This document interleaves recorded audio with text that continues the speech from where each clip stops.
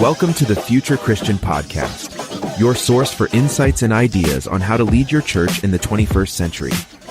At the Future Christian Podcast, we talk to pastors, authors, and other faith leaders for helpful advice and practical wisdom to help you and your community of faith walk boldly into the future.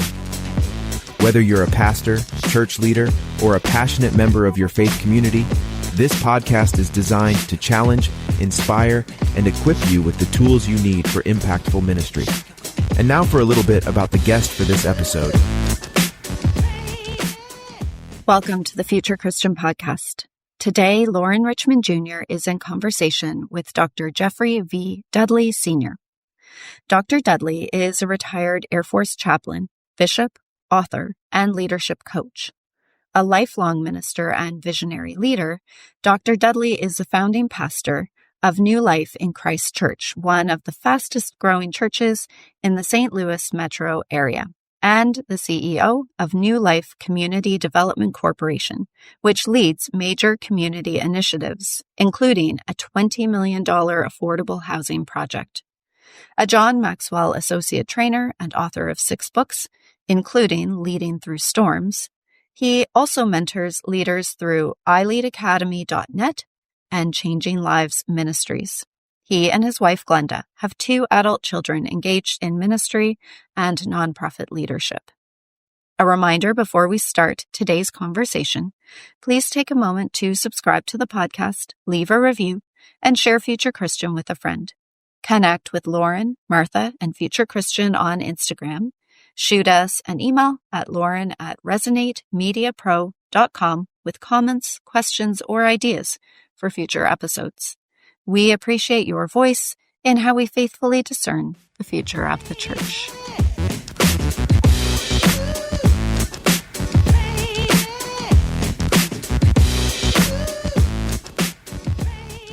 Hello and welcome to the Future Christian Podcast. My name is Loren Richmond Jr., and I'm glad to be recording today with Bishop Dudley. Thank you so much for your presence here and your conversation. Thanks for being here, and anything else you want to say about yourself before we begin?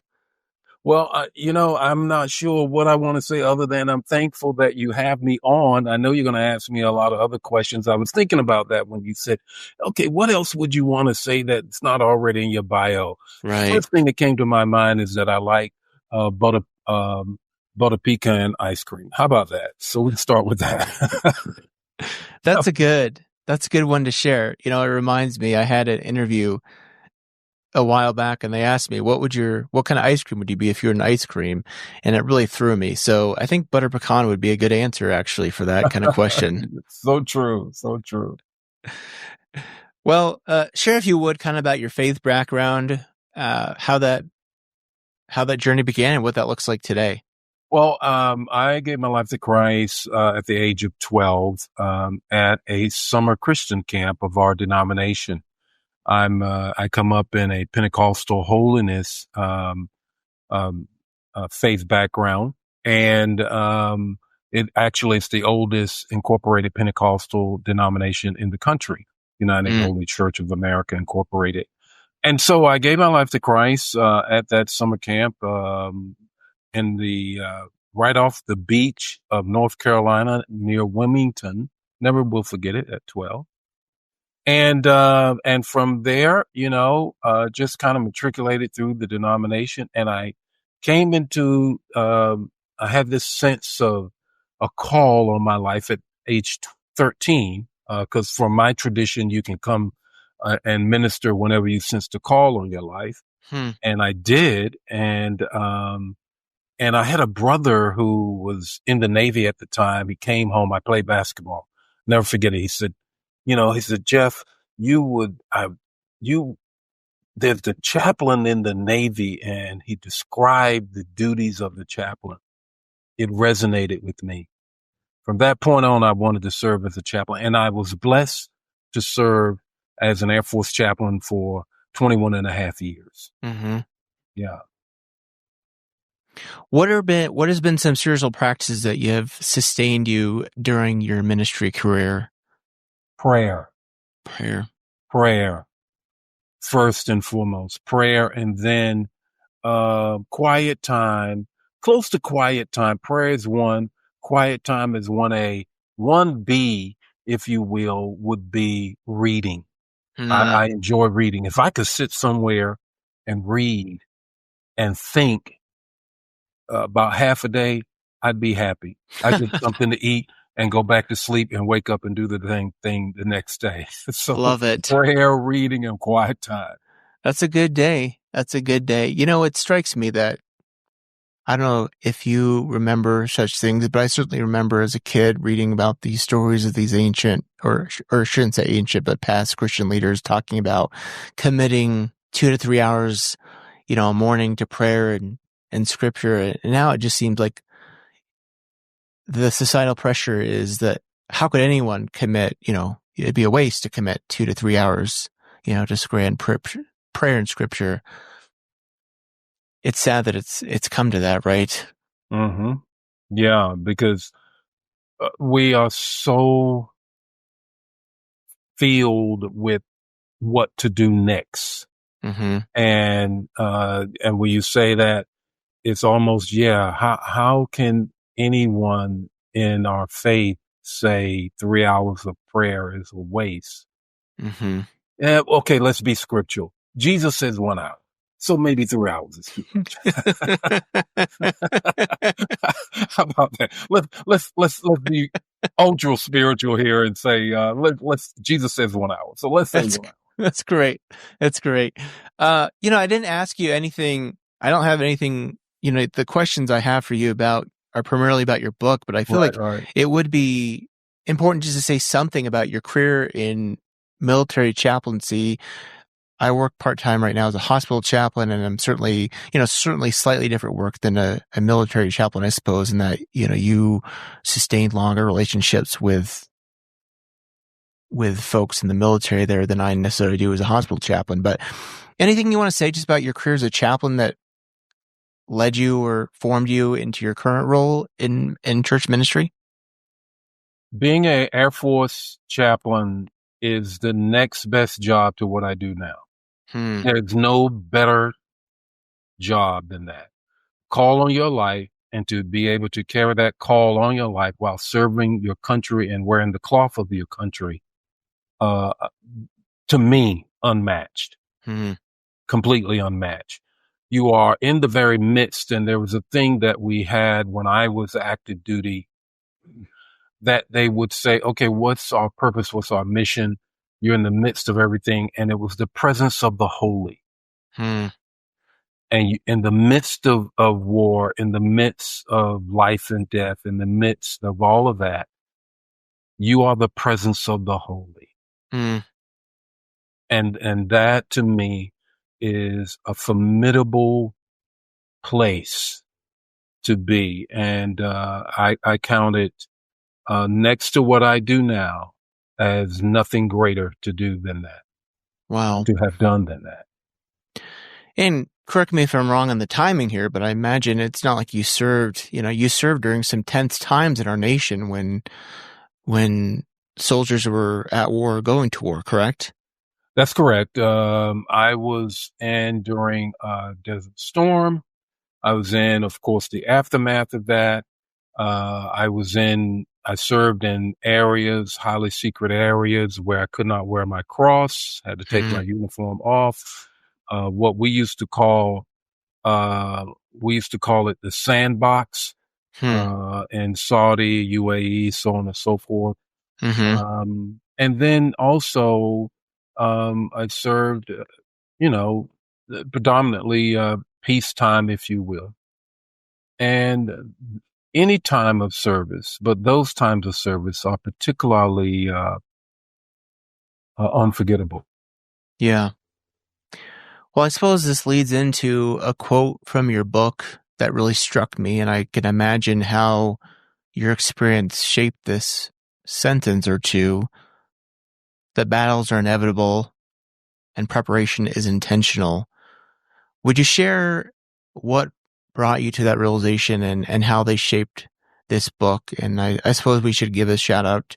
The title of the book is Leading Through Storms, the title in itself, which struck me as important and meaningful. So do you want to share about those words there? Yeah, leading through storms while maintaining your mental health. And if anybody should know that battles are inevitable, it is those who are leading with respect to our faith. Mm, And if you are in leadership, even the more so. yeah. Because if you are having impact in kingdom building, then you're going to have opposition. Jesus said it himself. The kingdom is captured by violence. The violence take it by storm. How do we avoid that? It is inevitable. Because what does he say? Upon this rock I build my church, and the very gates of hell will not prevail. Right. What is happening here? What is happening here is that Jesus is saying, you are going to have opposition. Come here, Peter, and have a seat and talk to us. Peter, Satan seeks to sift you, but I have prayed that your faith will uphold. Okay, therefore, Jesus didn't say, I pray that you won't have the battle. I pray that you'll have the faith through the battle. Yeah. And so that's what I'm saying by preparation has to be intentional because the battle is inevitable. Yeah. And I should say plural, battles. Yeah, that's a good point. Yeah. Something that struck me too about your book is certainly I've seen this and obviously you have too, where there's an over-spiritualization of crisis as you write about. You caution leaders in the book. And again, I really appreciate this. I think you and I would both agree there are times whether it's these spiritual powers are sometimes attacking us in our ministries, right? But I really appreciated how you note that it can be too easy to blame everything on the devil. So I want to hear more about why you think this is such a tempting move and how we can respond to crisis with discernment and not necessarily bypassing responsibility. Because sometimes crises are of our own making, right? The choices we make sometimes makes it easy for the enemy. Yeah. Yeah, that's a great way to say it. Yes. Yeah, sometimes he can chill for the day. Yeah. The choice, that was not a smart choice. Yes. Or I did yield to temptation. Let's admit that. Yes. And I think we'd be far better off. And let's not spend a lot of time of devil navel gazing. Because it is easy to then eject responsibility when you then blame others, to including Satan. And spending a lot of time, and I am one who believes in spiritual warfare. I am one who believes in since you and knowing your enemy, then knowing yourself. But the fact is that if you over spiritualize the battles, you may inevitably throw your hands up like a hoarder. Hoarders say they soon become overwhelmed. That's in part, of course, it's a mental disorder. But they soon become overwhelmed to where they just give up and do nothing. Right. And therefore, the hoarding becomes to a point where it becomes even life-threatening. Yeah. So it is with our walk with the Lord and not over-spiritualizing. You can so over-spiritualize and give the enemy so much credit and so much weight and so much power that the enemy does not have, Satan doesn't have. You throw your hands up. Yeah. That's what I really mean by that. Well, I'm appreciating this perspective. I feel like there's some correlation here to what you all also write about just slightly before this in the book about pruning and being canceled as a blessing. And that struck me, I think. So I for sure want to hear more about that because you write about this process as a gift. Can you share more about your own experience and how you've come to see it that way? In my book, and so let me put this in context, our conversation. Yeah. In my book, Leading Through Storms, Successfully Navigating Ministry While Maintaining Your Mental Health. In my book, I talk about how I planted the church, right? Coming out of the military, highly successful military career. Now the church is a church plant, and it is a highly successful church plant. And then, of course, the inevitability of opposition comes and begins to attack. And so, with that, when we get into that whole piece, now we talk about, how then do I deal with what is going on? How do we get through this moment? Mm-hmm. And as you are getting through the moment, there are times when you are canceled. Yeah. And there is nothing more heart-wrenching, I think, to a pastor, a spiritual leader, whether you're over a life group, whether you're over a team of greeters at the door, whether you are the senior pastor, when someone comes and says, "I want off your team." Yeah. Yeah. Yeah. And so they're canceling you.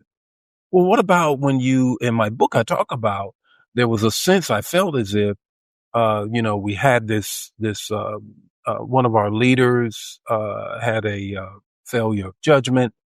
I made a decision. He left. And then I had in succession, the youth pastor, the worship leader, the executive pastor, all stage left. You want to talk about feeling canceled? Right. And in those moments, I think you have to really grab a hold of what is your leadership ability? How do you lead out of this? And better yet, how do you lead yourself? Yeah.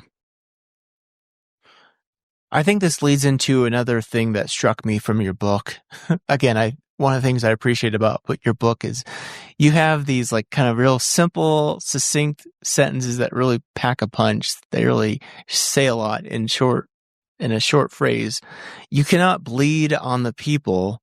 And that's such a strong image to me because I've seen this where someone is dealing with the kind of setbacks you talk about, you write about, where folks on the ministry team are leaving or the ministry's not going well in a season and they get up on stage, they get up on the platform and they just start, or maybe it's in a board meeting and they just start bleeding out on the people.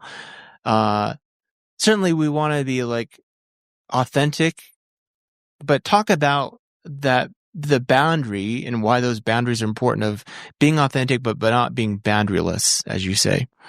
The fact is that I think you have to make sure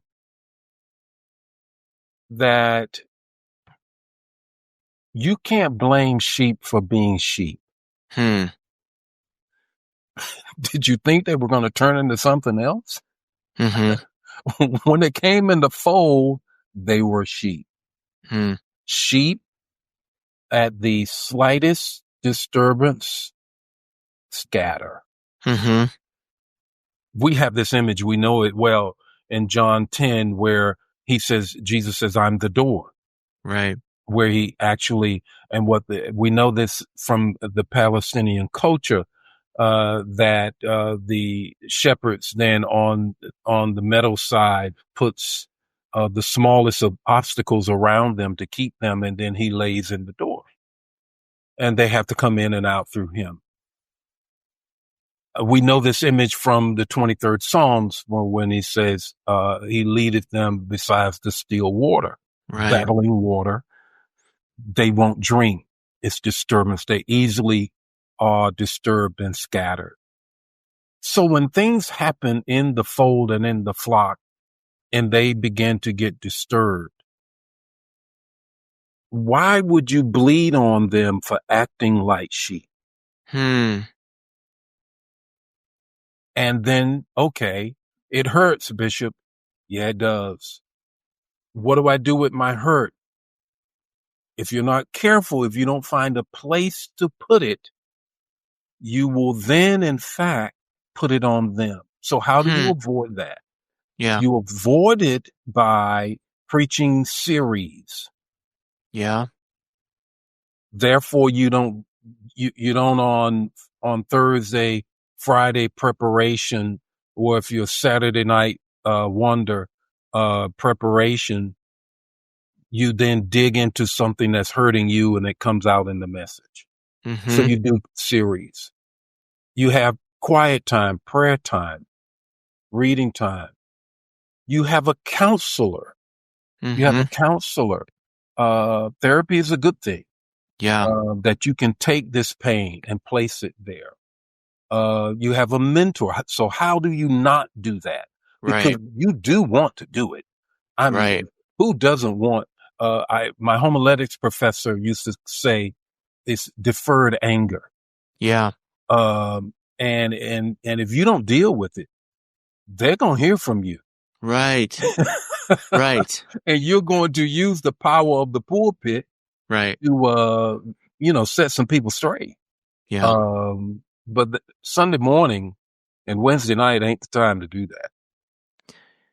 It's interesting you say that, because certainly, I mean, other contexts I've had, or excuse me, other conversations I've had with people, even around like change and worship styles, they say like Sunday morning is not the time to bring change to your church. Like that's like, you want to do that well, in smaller and more controlled environments.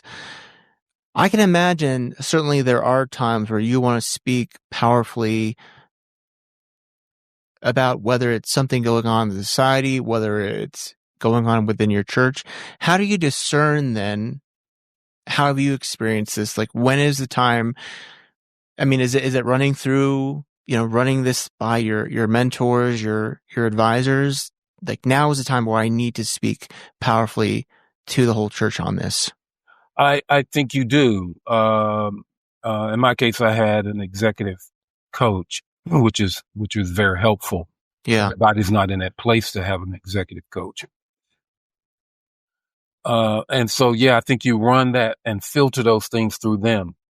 But at the end of the day, like you said, there are times when a formidable moment must take place on Sunday morning.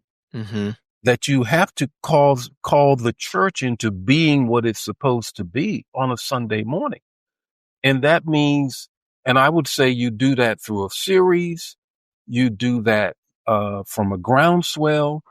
Like I said, I come from a Pentecostal holiness background. Yeah. And there are times when the Holy Spirit moves that you must speak forcibly to. It's time to pivot from where we are. So I don't shrink from that. I don't Mm-hmm. shrink from that. It's just that make sure it's not wrapped in anger. Yeah. Yeah. And I mean, I suppose it ties back much to much of what you've already said here, and I think is such an important theme of the book, is understanding yourself, being aware of yourself, being aware of your own stuff.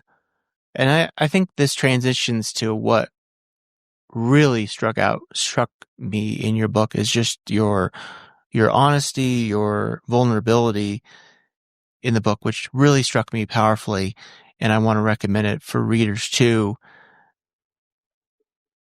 I want to say you write that we are not what we feel. You say it for first person or second person. You are not what you feel. And I think we've all been, certainly you write about your seasons in ministry, difficult seasons in ministry in the book, of feeling, devastated. What was helpful for you when you think about those times where you felt devastated and left behind? What was helpful for you in creating that distinction between your feelings and yourself? Ask me again. So again, I'm thinking about that quote, "You are not what you feel." Mm-hmm. What helped you come to that distinction? I think, and that's a great question. I think the distinguishing thing is, of course, being authentic, of course, knowing yourself. And knowing that feelings are real, but feelings are not you. Yeah. In as much as we are spirit beings on our way to eternity Mm-hmm. in a physical world. And I have to understand that this moment of emotion is a tactical moment, not a eternal or strategic moment. And if I turn it into that, it could be devastating.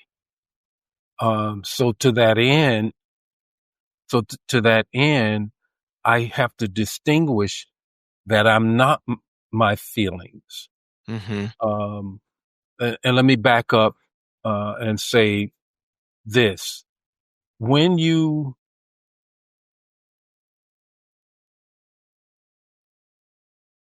ontologically, you have to know you.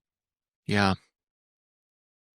And if you don't, then your feelings will get the best of you. Yeah. And then let's make it spiritual. Yeah. You have to know whose you are. Yes. And so to that end, you're not your feelings. And when I was up against that, when I had all of these exits in ministry, when I'm having in the middle of construction, a bank to pull out, Mm-hmm. now I have red iron in the air. Kind of hard to grow a church when the people come on the campus It's and not it's great red iron. optics. And they know there's not great optics at all. And they come on the campus and they see a half-built church. Mm-hmm. That's tough. And then you have to find things that you hang on and you give the church to hang on. I used this phrase then. I still use it now. God calls us to do the hard thing. I used to tell the church that we're one of the churches in this community that God calls to do the hard thing. He doesn't call every church to do the hard thing. For whatever reason, he called us to do the hard thing. And so when you realize that, then you can't languish in this moment. I remember this. I'll say this and we can move on. Yeah. I would come on the campus and half of the sanctuary expansion is, come on the campus and half the campus is not done. Right. And, there's weeds growing up, all of this, and it hits me. You guys need to get out here and cut this grass, do all of this, clean up where this half construction site is left. Because we were trying to get another lender. Right. More funding. And so it was a Saturday. The men had our Saturday morning breakfast, monthly breakfast. And I told the men, it's ministry, I said, look, after we have our breakfast, after we have our teaching for that morning, we're all going out here, get your weed eater, get your stuff, get all of that. We're going to clean this thing up. Mm-hmm. Do you not know within months after we did that, we got the funding Wow. to continue? To me, that was more than a moment or coincidental or Absolutely. correlation. To Absolutely. me, it had everything to do with us moving in faith. Yeah. It had everything to do with us back to this feeling thing. Yeah. Not woe is me. Yeah. We're not our feelings. We're not victims. Yeah. I don't know this has always been hard for me, I suppose, to accept begrudgingly in my own life, in my own experience, but there really is such a truth to that God says, like, I get you can't, build the whole ship, but I need you to at least bring the tools, or, whatever the metaphor you want to use. So it strikes me that in that season I can imagine immense frustration, great pain, disillusionment. You want to just like let that go and go to rot and say, woe is me. And then you say, let's clean this up. It's a little thing you and the church chose to be faithful with. So I'm appreciating it because, I'm in a season of life where I'm just trying to tell myself, like, what has God placed in front of me that I can be faithful with? So I'm appreciating that testimony even now. And I hope what's helpful for our listeners, because just is such a good reminder. I do want to ask on this too, because I think it was, again, something that struck me powerfully from your book. And I want to respect your boundaries here so share as much or as little as you're comfortable sharing within your own boundaries or vulnerabilities. But I think it really struck me about your honesty about your suicidal ideations during that time. So again, I want to respect your boundaries and what you're comfortable sharing, but anything you're willing to share just about that, because again, that struck me as just powerful honesty. Thank you for the opportunity, actually, because I do think it is something that we need to talk about. I do think we need to be honest with ourselves with the weight of ministry. Yes. And how we pull it to ourselves and not to him. Oh, yeah. I think, don't want to put on ministers. Some of us have a superhero complex. Some of us, not all of us. Yeah. A lot of, everybody, I won't put that on everybody, but one or two of us right, got into this whole thing to go into the phone booth and come out and save the world. Yeah. I mean, let's face it. We have that sense. And in that whole approach, and again, it's leading through storms, it's successfully navigating ministry while maintaining your mental health. Not at all suggesting that anyone, to include myself, are mentally ill. Yeah. Not that is something, shame, because that's an illness like cancer, like heart disease, whatever. But in the midst of that pressure, in the midst of driving on that campus and half done, in the midst of families coming and saying, I'm going to find somewhere else to worship, in the midst of leading the core who stuck with the whole vision, and I thank God for them.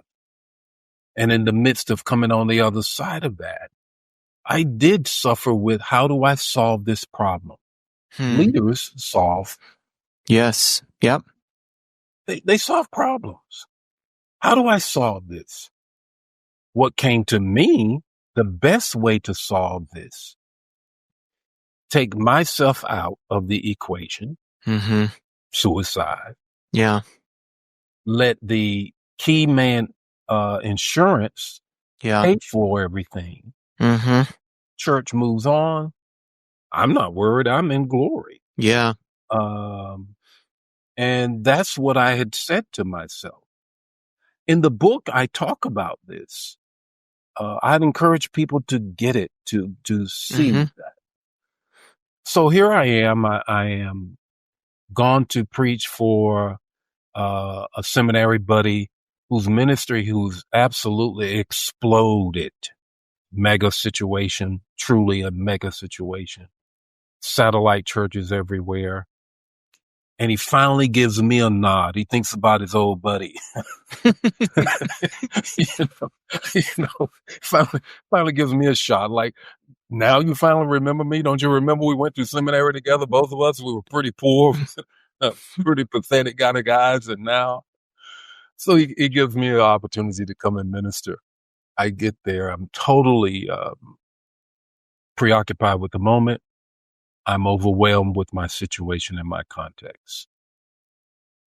And I had been trying to debate back and forward with the lenders who are threatening to come and give me and say, take the keys and all of that. And I'm thinking, this is the best way out. This is what else? And then my executive coach calls me, not knowing at all. I had been trying to call him because we're trying to put together a strategy. Calls me back. He says something to me I will never, ever forget. He says, Jeff, if you do this, you will not know how God is going to bring you out.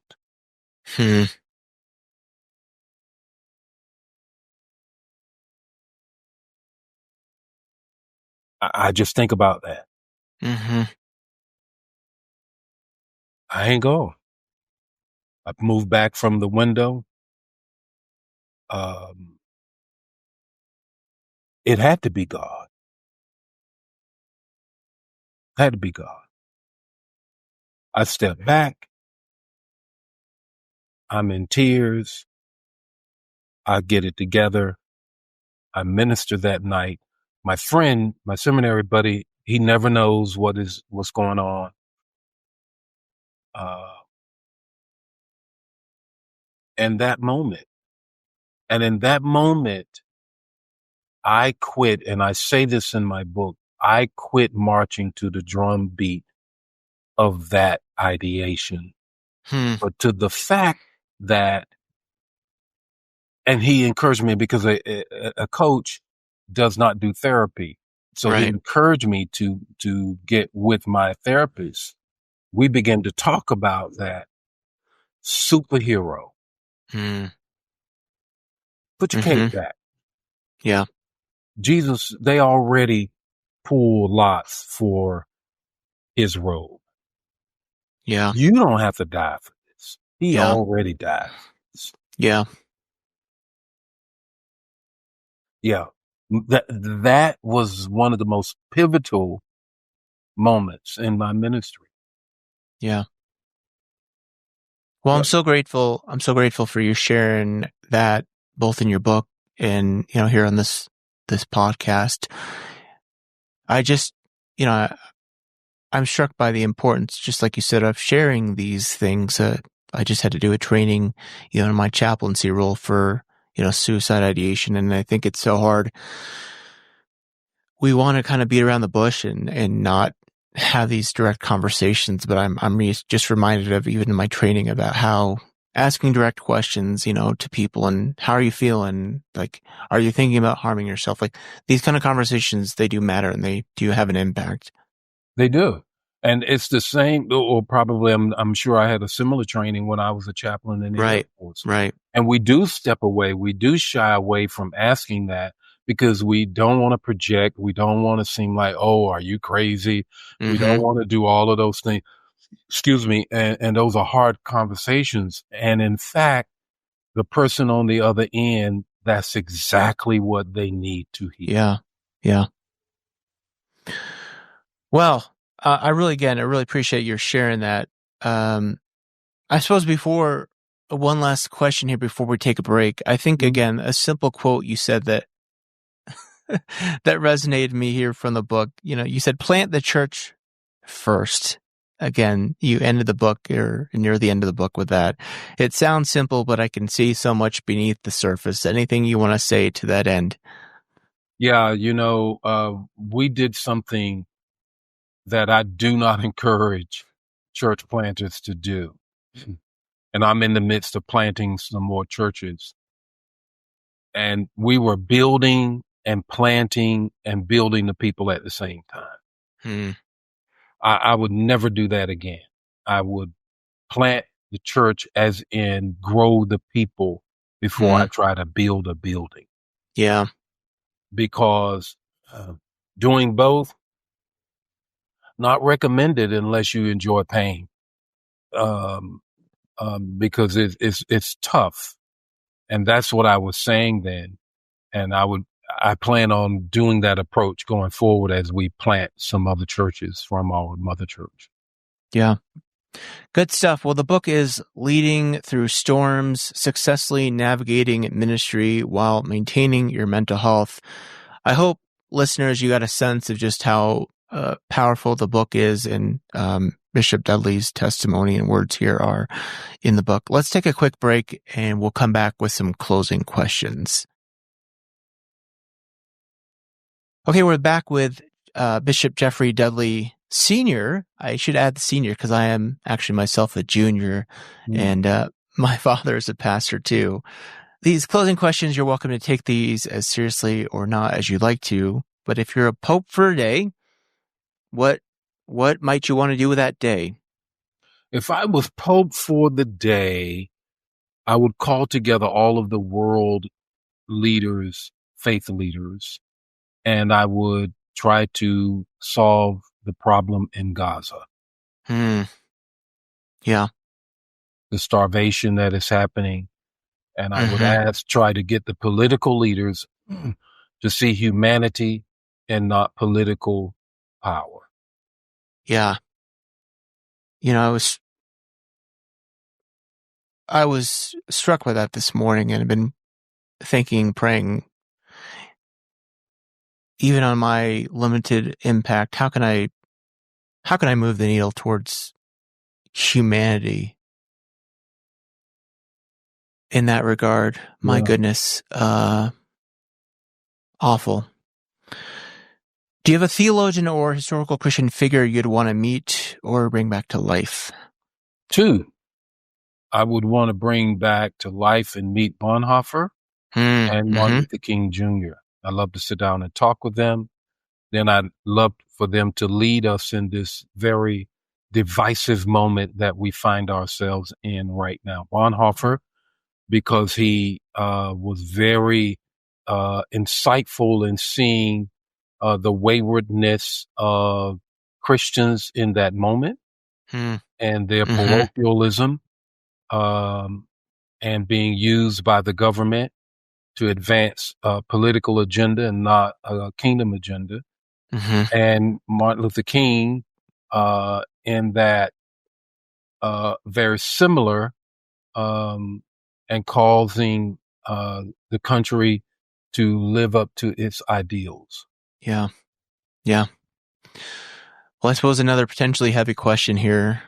What do you think history will remember from our current time and place? I think history will see us as revisiting and reliving Reconstruction. We are in now a neo-real Reconstruction moment. Interesting. After the Civil War, there was great acceleration of former enslaved people, African Americans. Quickly after that, we went into Jim Crow, which was a white lash against the moving forward of African Americans. And for that time, the late 1800s to the early 1900s, from that time to we were in the Jim Crow era, and the segregation era all the way up to the 40s and the 50s. It's about 40 years. That's 4 decades. We move now into a post-Obama era. I call it a neo-reconstruction era. And I think history, when it looks back in this moment, will see we are now again revisiting those things because the same types of advances with laws are happening equal to that then. And so I think when we look at peace, we will see that and the shrinking of what is the church doing. I'm struck by that. I don't think I've heard it in that phrasing or that context, and I think that makes a lot of sense if I'm remembering history correctly. This idea that like a lot of these like the monuments, right, that became a source of contention for so many over the last few years, like some of these, like the Robert E. Lee memorials, for instance, were built right in that post Reconstruction era. Am I correct on that? Yeah, the 40s and the 50s. Yeah. As a response to a pushback. Yeah. Had nothing to do with culture.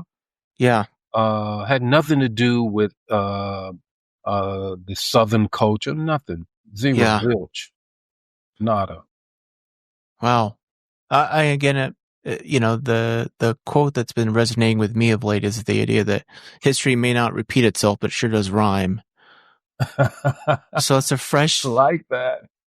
I don't remember who said that, but that your story sure is just another fresh reminder of that being true in many ways. Well, how about something more hopeful? What do you hope for the future of Christianity? I hope that we begin to be more like Jesus and less like religion.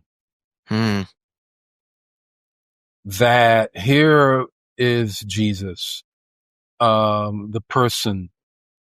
And my hope is that we then go hard after him and not after the religiosity of being a Christian. We have now a movement, if you will, the Christian nationalism is really it is a movement that somehow or another people see that this is Jesus. I'm struck by that. Yeah. Christianity is about other. Yeah. And whenever you make other an enemy, right, that's not Christianity. Right. And so, but I believe, and you say hopeful, and I agree. The hope is this. This hope we have in Jesus. Now you're preaching here. Yeah, that's right. Absolutely. Yeah. In my tradition, we say, hold your ear and let me hoop, because this hope we have in Jesus. Well, is there another hope? What is hope? Paul said, what is hope if hope is not in hope? Right. So I have that hope.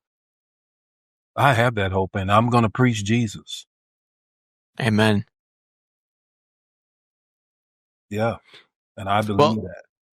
Well, what a blessing and pleasure this conversation has been. I'm so thankful for your perspectives, and that you shared this with me and with our audience.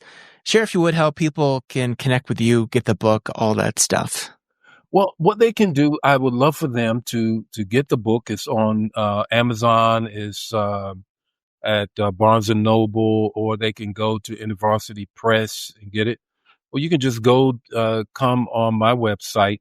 The church's website, of course, is www.thisismynewlife.com. Thisismynewlife.com. That's not hard to remember. Thisismynewlife.com. That's our church website. And you can find me on all platforms, all social media platforms. And that is Bishop Dudley, PhD, at Bishop Dudley, PhD. on all of those, and you can check it out. We're right here in the on the east side of the Mississippi River, the St. Louis metropolitan area, bedroom community of Fallon, Illinois, at 689 Scott Troy Road. And we'd love for you to come by or check us out online. Again, that's at New Life. No, wait a minute. Let me get it right, because we've changed it. At New Life TV. That's it. Sure. Yeah, that's Sure. it. Yeah, Yeah, I just work there. They help people do stuff. your marketing person would be gritting their teeth, I suppose, right? Well, again, thank you so much for the conversation. I appreciate your perspectives. We always lead folks with a word of peace, so may God's peace be with you. And also with you.